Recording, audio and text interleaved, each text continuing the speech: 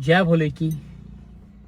क्या आपको पता है दोस्तों कि उत्तराखंड में 2 ज्योतिर्लिंग हैं, एक श्री केदारनाथ जी और दूसरे भीम शंकर, और वो स्थित है हमारे हल्द्वानी से नजदीक केवल 70 किलोमीटर की दूरी पर काशीपुर में। ये मुझे भी आज ही पता लगा जब मैं वहां मंदिर में गया। उस मंदिर में हम लोग पहुंचे तो कि ज्योतिर्लिंग 12 ज्योतिर्लिंगों में से भीम शंकर ज्योतिर्लिंग के नाम से यहाँ पे स्थित है। डाकिन्या क्षेत्र, जो कि पुराणों में वर्णन किया गया है, जिसका डाकिन्या क्षेत्र, जब पांडव वनवास के दौरान यहाँ आए थे तो जो हिडिंबा राक्षसी का क्षेत्र बोला जाता है इसको, जो हिडिंबा जो राक्षसी थी, डाकिन्या क्षेत्र उसी का माना जाता है। और डाकिन्या क्षेत्र में विराजमान यहाँ पर बाबा भोलेनाथ महादेव का ज्योतिर्लिंग भीम शंकर ज्योतिर्लिंग यहाँ पर स्थित है। इसकी पूरी जानकारी मैंने इस वीडियो में दी है और पूरा संक्षेप में ऊपर भी मैंने पूरी डिटेल इसमें लिखी हुई है। हमारे उत्तराखंड में और हमारे घर के इतने नज़दीक यहाँ पर ज्योतिर्लिंग है और हम लोग दूर दूर को जाते हैं। तो आज यहाँ पर आके जो अनुभूति हुई, जो अनुभव आज हमने लिया है यहाँ पर इस ज्योतिर्लिंग में आके, हमने सोचा भी नहीं था कि हम इतनी दिव्य स्थली में जा रहे हैं। हम तो नॉर्मली ऐसे सावन के महीने से घूमने के लिए निकले थे, लेकिन आज जहाँ हम पहुँचे तो मन को जो शांति मिली है, क्योंकि हम लोग जब महाराष्ट्र गए थे तो हम 2 ज्योतिर्लिंग हमने करे थे वहाँ पर, गणेश्वर महादेव और त्र्यंबकेश्वर महादेव।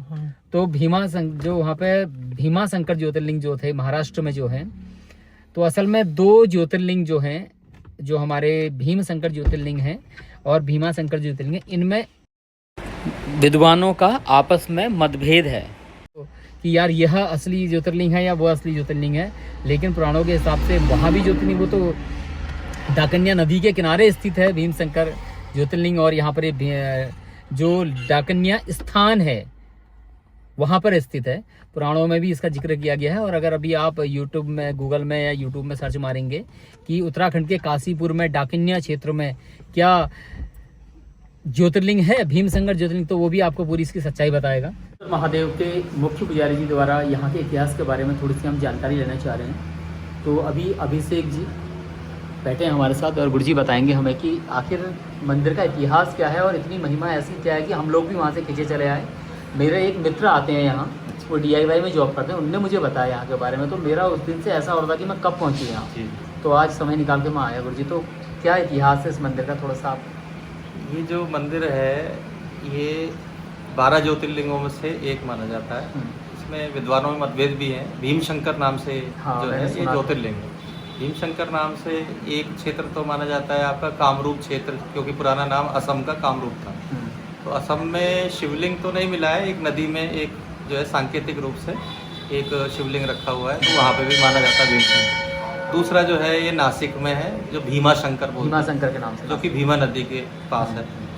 और ये जो क्षेत्र है एक्चुअली, जो ये आपका शंकराचार्य ने जो वर्णन किया है भीम शंकर महादेव का, वो बोला डाकिन्याम भीम शंकरम, तो डाकिनी क्षेत्र।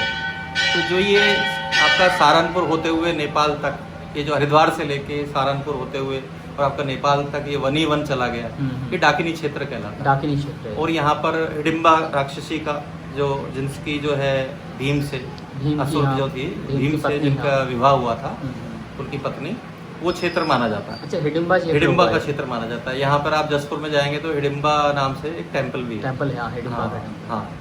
तो जो है ये द्वापरकालीन है। ये माना जाता है कि जो जब अज्ञातवास में जो पांडव हैं, उन्होंने ऋषि धौम्य के कहने पर जो है, जब बिल्कुल अनमने से हो रहे थे, अर्जुन जो हैं गांडीवधारी अर्जुन जो है इंद्रकील पर्वत पर शिव जी की तपस्या के लिए चले गए थे। बाकी जो 4 पांडव हैं, युधिष्ठिर आदि, वो ऋषि धौम्य के कहने पर, क्योंकि उनका मन बहुत विचलित हो गया था कि हमें जो है इतने साल जो है वनवास दे दिया गया है, तो इसका हम सदुपयोग कैसे करें। तो उसका सदुपयोग उन्होंने जो है तीर्थों की यात्रा के लिए किया। तो ये बद्रिकाश्रम और जो यहाँ पर हमारा जो 4 धाम है, गंगोत्री, यमुनोत्री, ये इसके लिए ये लोग आगे बढ़े। तो उसमें उन्होंने एक उज्जानक क्षेत्र जो है, ये जो क्षेत्र है उज्जानक क्षेत्र है, इसका वर्णन उज्जानक क्षेत्र। हाँ, ये महाभारत के वन पर्व में उज्जानक क्षेत्र में, अगर आप महाभारत के टॉप 15 क्षेत्र देखेंगे तो उसमें उज्जानक क्षेत्र जो है वो 4थे नंबर पे बताया है। काशीपुर का तो ये उज्जानक क्षेत्र है। उज्जानक क्षेत्र में उन्होंने वर्णन किया कि यहाँ पे एक सरोवर है जो कि इस समय द्रोण सागर है। द्रोण सागर के नाम एक से। सरोवर है और यहाँ का जल जो है वो गंगा जी के जल के पवित्र बिल्कुल उनके समान है, ये उन्होंने बताया। फिर यहाँ जो है ये उन्होंने ये जो शिवलिंग है भीम ने ये द्रोण ऋषि द्रोणाचार्य जो उनके गुरु थे उनको उन्होंने समर्पित किया था। ये शिवलिंग तो पहले से ही था, स्वयंभू जो है उन्होंने सिर्फ खोजा था उसको, यहाँ पर जब वो विचरण कर रहे थे तो उन्हें मिला था, उसको उन्होंने गुरु द्रोणाचार्य को समर्पित किया था। लेकिन अगर इसका आप पुराणों में देखें, शिव पुराण में अगर उल्लेख देखेंगे तो एक आपके रामायण के जो पात्र हैं कुंभकर्ण का वध कर दिया था। तो कुंभकर्ण का वध कर दिया तो उसका बदला लेने के लिए जो उनके पुत्र थे उनका नाम था भीमासुर। तो भीमासुर क्या है, वो बदला लेना चाहते हैं रघुवंशियों से। तो इन्होंने जो है पिताजी को जो है मतलब ऐसे कर दिया था। तो वो इतने पराक्रमी हो गया था वो राक्षस कि मतलब उसको मारना असंभव था। तो उसका जो वध जो है वो शंकर भगवान ने साक्षात किया। तो वहाँ जो है उसी के नाम से भीम शंकर के नाम से, हाँ ये है। तो ये पौराणिक इसका विवरण है।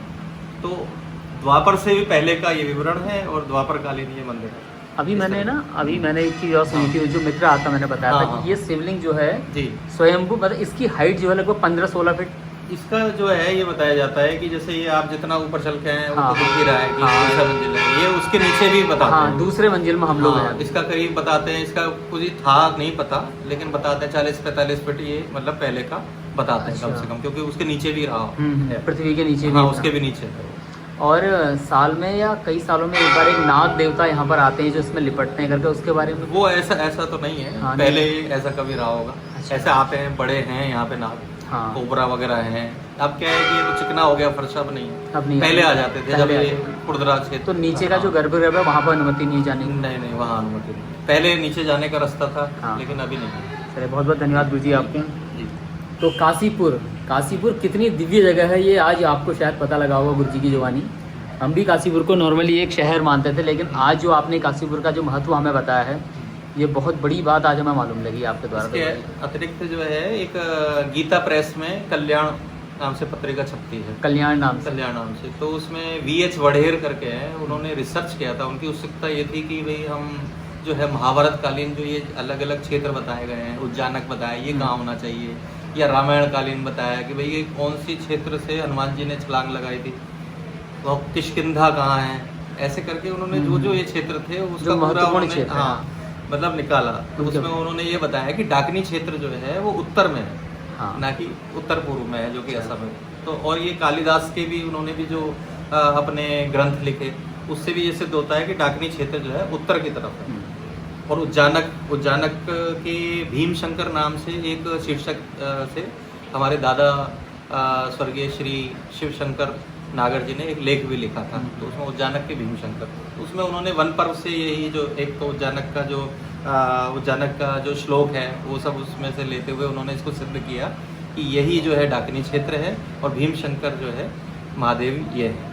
उप ज्योतिर्लिंग माना जाता है ना। हाँ, भीम शंकर ज्योतिर्लिंग इसीलिए कह दिया जाता है कि जब भी विवाद होता है ना कि भाई ये हो सकता है, हमें नहीं पता, भाई हमारे लिए तो सभी पूजनीय है, भीमा शंकर भी पूजनीय है, असम में अगर शिवलिंग है वो भी पूजनीय है। तो